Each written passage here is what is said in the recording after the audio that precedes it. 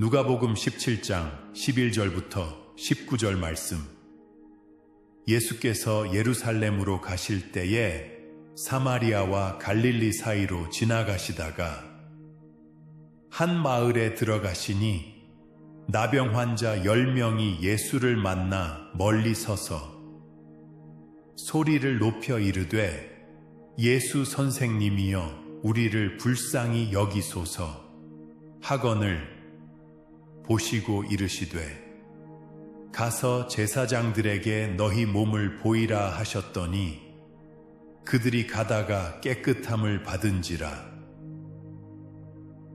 그 중에 한 사람이 자기가 나은 것을 보고 큰 소리로 하나님께 영광을 돌리며 돌아와 예수의 발 아래에 엎드려 감사하니 그는 사마리아 사람이라. 예수께서 대답하여 이르시되 10사람이 다 깨끗함을 받지 아니하였느냐?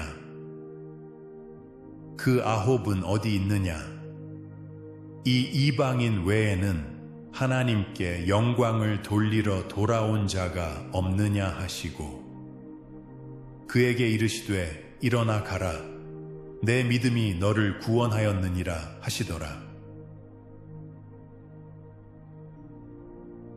오늘 본문 말씀을 다루기 전에 지난주 직장에서 있었던 일을 이야기할까 합니다.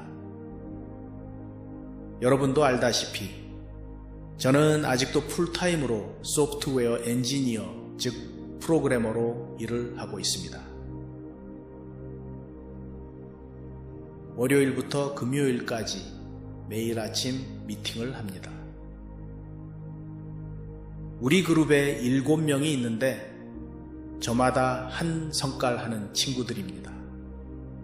가끔 서로 치열하게 부딪힙니다. 그래서 지난주에는 우리가 어떻게 하면 서로를 존경하는 마음으로 같이 일을 할 수 있을까를 논의하다가 몇 가지 행동 수칙을 정했습니다. 다른 사람이 말할 때 도중에 자르기 없기, 상대방을 비하하는 말은 금지, 한 사람이 1분 이상 말하지 않기, 모든 사람이 참여할 수 있도록 중요치 않은 이야기는 자중하기 등등. 그리고 이 행동 수칙을 2주일에 한 번씩 리뷰를 하고 수정하기로 했습니다. 그러면서 한 친구가 이렇게 말을 했습니다. 2주일에 한 번씩 리뷰를 하고 다시 다짐을 하는 것은 교회에 가는 것과 같다.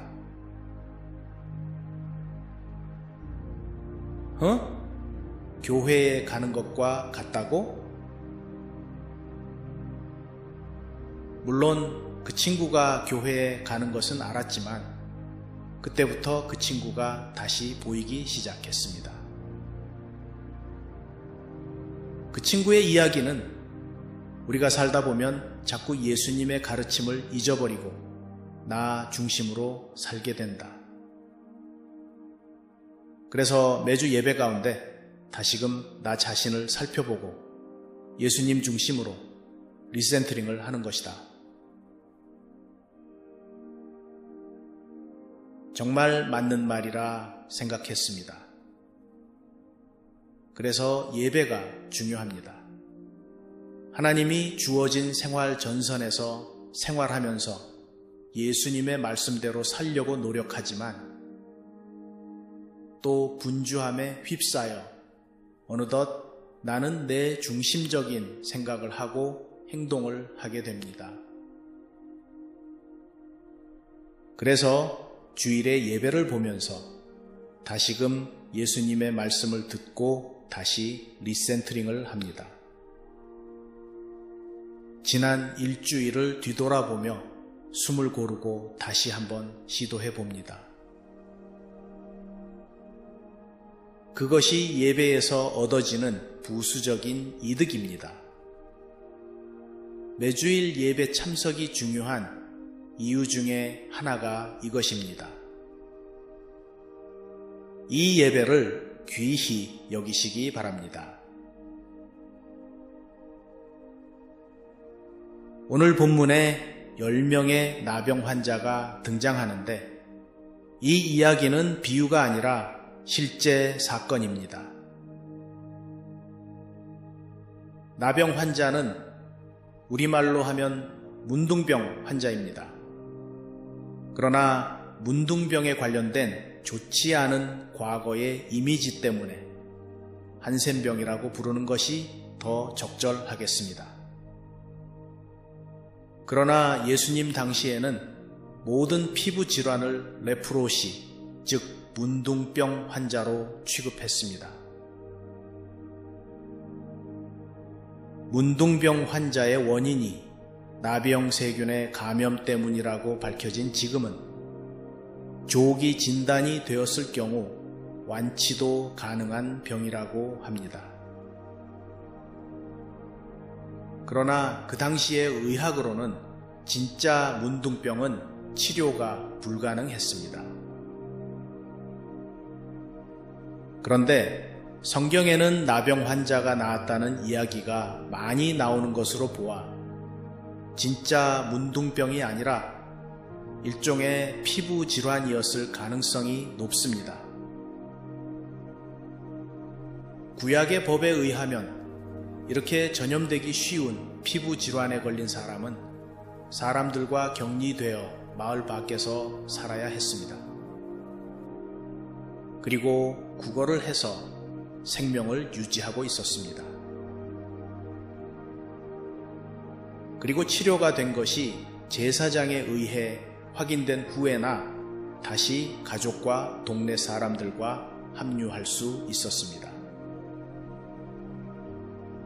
그래서 오늘 등장하는 10 문둥병 환자는 감히 가까이 오지도 못하고 멀리 서서 소리를 높여 예수님께 부르짖습니다.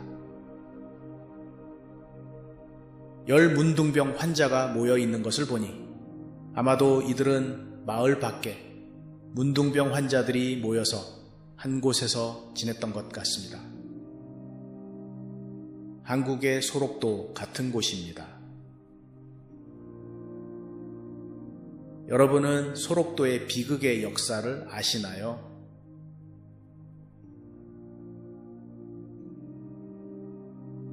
소록도는 전라남도에 속한 작은 섬입니다.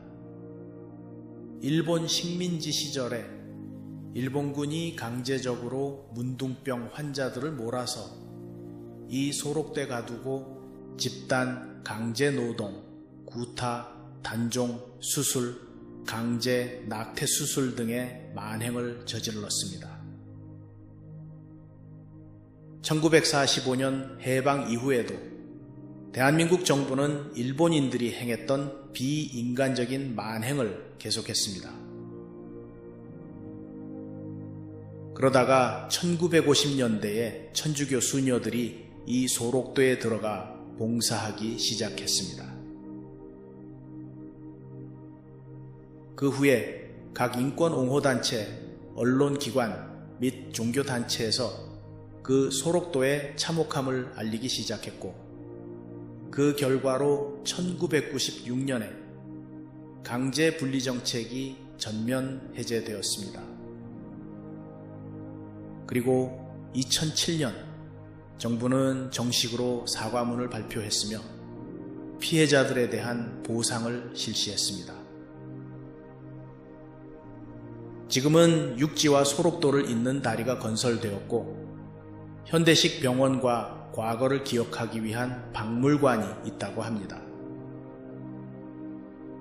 아직도 500명 정도의 거주민이 있는데 대부분 과거 만행에서 살아남은 문둥병 환자들이라고 합니다.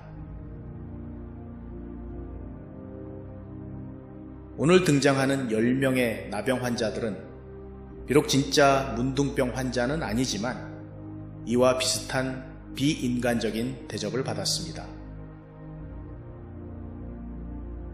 그들이 간절히 원하는 것이 무엇이겠습니까? 피부 질환이 나아서 가족과 합류하고 동네에서 정상적인 생활을 하는 것이 아니겠습니까? 가까이 가지 못하고 먼 발치에서 우리를 불쌍히 여기소서라고 외칩니다. 아마도 예수님이 병을 고치신다는 소문을 들었을 것입니다. 그런 그들에게 예수님은 가서 제사장에게 몸을 보이라 라고 합니다. 구약 성경 레위기에 의하면 일종의 피부 질환에서 나았다는 것을 확인하고 공포하는 사람이 제사장이었습니다. 그렇게 제사장에게 보여서 확인을 받은 후에 문둥병 환자는 마을에서 정상적인 생활로 돌아갈 수 있었습니다. 예수님이 따로 특별히 하신 것이 없습니다. 그냥 말씀으로만 가서 제사장에게 몸을 보여주라 고만 하셨습니다. 아무런 행동도 취하지 않은 예수님의 말이 좀 이해가 가지는 않았지만 믿져야 본전이니까 하고 이 10 문둥병자는 제사장에게 갑니다. 그런데 가는 도중에 몸이 깨끗하게 된 것을 알았습니다. 그런데 그 10명 중에 오직 한 사람만이 예수님에게 되돌아와서 발 아래 엎드려 감사하다는 표현을 했습니다. 예수님은 의아해 하셨습니다. 10명이 다 고침을 받았는데 돌아와서 하나님께 영광을 돌린 자는 고작 1명이었습니다. 그리고 그 고침을 받은 사람은 유대인도 아닌 사마리아인이라고 했습니다. 나머지 9은 어디에 있느냐고 예수님이 물으십니다. 선민사상에 가득 차 이방인들을 개 취급하던 유대인들은 한 사람도 하나님께 영광을 돌리는 자가 없는데 오히려 이 멸시받았던 사마리아인이 돌아와 예수님께 감사를 하고 있습니다. 그러한 그에게 예수님이 말씀하십니다. 내 믿음이 너를 구원하였느니라. 영어 NIV는 Your faith has made you well 라고 번역을 했습니다. 그러나 히라버 원문은 Your faith has saved you 입니다. 예수님은 네 믿음이 너를 깨끗게 하였느니라 라고 말씀하실 수도 있었지만 굳이 복합적인 의미가 담긴 구원이라는 단어를 쓰셨습니다.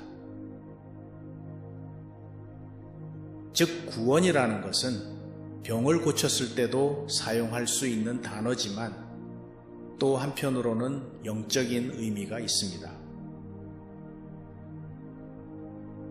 다른 9은 육체적인 깨끗함을 얻었지만 이 사마리아인은 영적인 구원까지 얻었다는 뉘앙스가 강합니다. 오늘 이 유대인도 아닌 사마리아인이 병 고침에 예수님께 감사를 드렸다는 이야기를 통해서 이 감사에 대해서 다시 생각해 보고자 합니다. 우리 크리스찬에겐 감사란 믿음만큼이나 중요한 개념입니다. 나를 구원하신 예수님께 감사하는 것, 그것이 우리 예배에서 큰 비중을 차지합니다. 우리에게 구원이 임하면 감사하는 마음이 많아집니다. 요즘 날씨가 선선해지면서 이제 조금 있으면 가을 풍경이 근사하게 펼쳐질 것입니다. 동부 지역은 특히 화렵수가 많아서 단풍이 아름답습니다.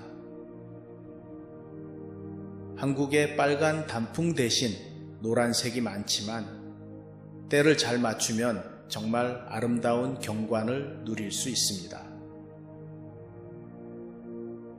이렇게 가을 단풍을 보며 아름다운 자연에 감사합니다. 가을 비를 맞으며 감사합니다.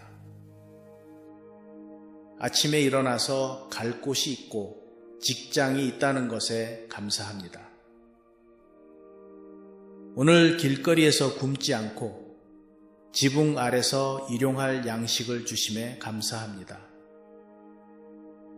무기력하지 않고 할 일이 있는 것 감사합니다. 나 같은 사람과 여태까지 살아준 아내에게, 남편에게 감사합니다. 그리 큰 속 썩이지 않고 잘 자라준 아이들 때문에 감사합니다. 시편 100편에 보니까 감사함으로 그의 문에 들어간다고 했습니다. 시편 50편에는 감사로 제사 드리는 자가 하나님을 영화롭게 한다고 했습니다. 우리는 얼마나 감사하는 신앙생활을 하고 있습니까? 그런 것들은 믿는 사람이나 안 믿는 사람이나 다 누리는 것 아닌가라고 할지도 모르겠습니다. 오늘 이야기에서 보듯이 10명이 모두 고침을 받았습니다. 그런데 그 중에 10%, 딱 한 명이 되돌아와 감사의 표현을 했습니다. 신학적으로 말하면 common grace, 즉 보편 은혜가 있고 special grace, 즉 특별 은혜 혹은 구원 은혜가 있습니다. 비를 기다리는 농부에게 내리는 비는 믿는 사람이든 안 믿는 사람이든 상관없이 모두에게 내립니다. 곡식을 자라게 하는 햇빛도 마찬가지입니다. 양심, 도덕, 법, 예술, 과학 등 인간 사회를 가능하게 하는 선한 것들도 하나님이 주신 보편 은혜입니다. 이를 통해서 죄가 확산되는 것을 억제하시는 것이 하나님의 섭리이기 때문입니다. 모두에게 은혜를 내리시지만 이에 대해 하나님께 감사하는 것은 우리 크리스찬의 몫입니다. 우리 크리스찬만이 자연 만물을 창조하신 하나님을 알기에 그리고 감사할 대상이 있기 때문에 하나님께 감사할 수 있습니다. 창조주를 믿지 않는다면 누구에게 감사를 하겠습니까? 진화론, 과학, 적자 생존의 법칙, 특별 은혜는 구원의 은혜입니다. 예수님을 믿기로 작정한 선택된 자들에게 주어지는 구원의 은혜입니다. 성령으로 인해 중생을 경험하게 되고 믿음으로 하나님 앞에서 의롭게 되는 은혜를 말합니다. 우리의 삶 가운데 성화의 과정을 거쳐 영화로움에 이르게 하시는 은혜를 말합니다. 구원받은 우리는 당연히 이런 특별 은혜에 감사합니다. 특별 은혜에 감사한 지 오래되었다면 오늘 그 구원의 은혜에 감사하시기 바랍니다. 그리고 더 나아가서 크리스찬으로서 인류를 대표해서 보편 은혜에도 감사하시기 바랍니다. 가을 단풍 이야기가 나왔으니까 말인데요. 저희에게 마사누텐 타임쉐어 콘도가 있습니다. 10월 19일 다음 주 주일부터 토요일까지 예약이 되어 있습니다. 시간이 되시면 교회에서 단체로 단풍 구경을 오시는 것도 환영합니다. 사과밭에도 가고요. 12명까지 잘 수 있습니다. 이제 아직 추수감사절은 아니지만 감사함을 생각하시면서 날 구원하신 주 감사 찬양하겠습니다. 기도하겠습니다.